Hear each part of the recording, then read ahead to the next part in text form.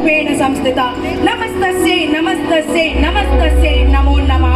ಹೆಣ್ಣು ಶಕ್ತಿ ಸ್ವರೂಪಿಣಿ, ಮಾತೃ ಸ್ವರೂಪಿಣಿ, ತಾಯಾಗಿ, ಮಗಳಾಗಿ, ಸಹೋದರಿಯಾಗಿ, ಮಡದಿಯಾಗಿ ಜಗತ್ತಿನ ಎಲ್ಲಾ ಬಾಂಧವ್ಯಗಳನ್ನು ಬೆಸೆಯುವ ಜೀವ ಹೆಣ್ಣು.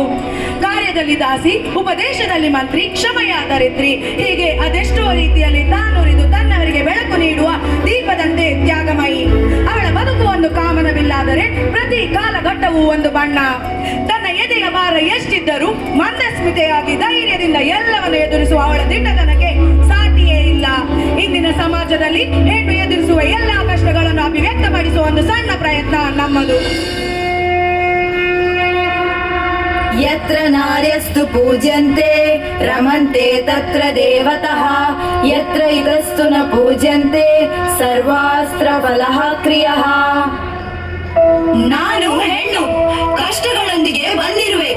ಮನಸ್ಸಿನಲ್ಲಿ ನೋವು, ಕಣ್ಣಿನಲ್ಲಿ ನೀರು ತುಂಬಿಕೊಂಡು ಹುಟ್ಟಿನಿಂದ ಮುಪ್ಪಿನವರೆಗೂ ಪ್ರತಿದಿನ ಸಾಯುತ್ತಿದ್ದೇನೆ.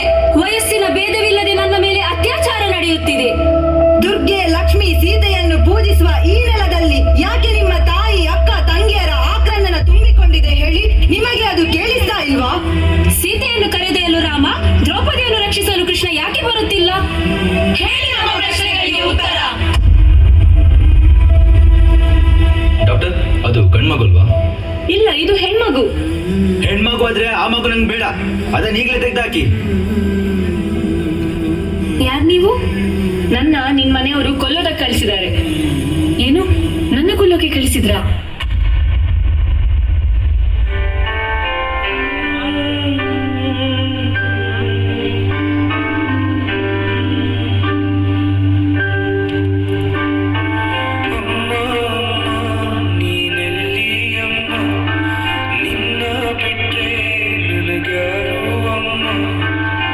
ಕಣ್ಣ ಮುಚ್ಚಿದರು